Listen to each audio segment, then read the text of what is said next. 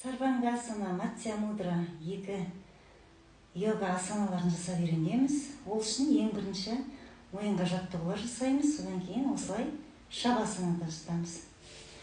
Аяқтарымызды жинаймыз, көтереміз.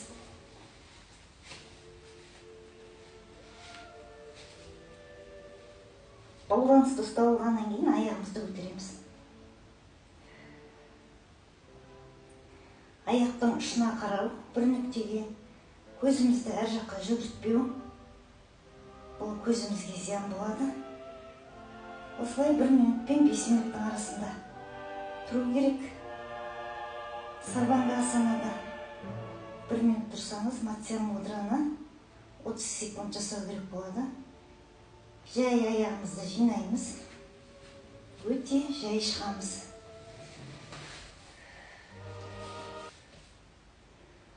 30 секунд шавасанада жатамыз.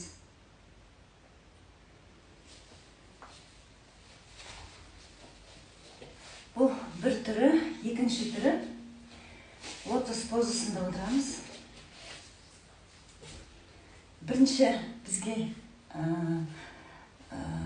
физикалық түрге әсер ететін болса, ана екінші түрі бұл психологиялық денеге әсер етеді.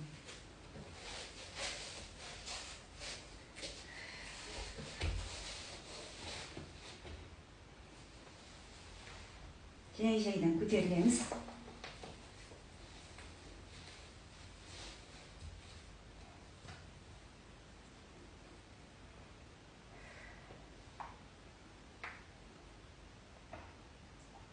Бір нүктеге қарап тұру, көзді жүгіртпеу.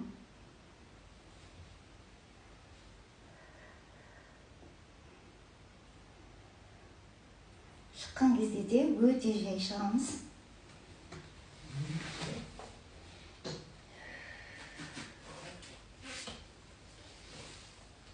30 секунд шавасанада жату.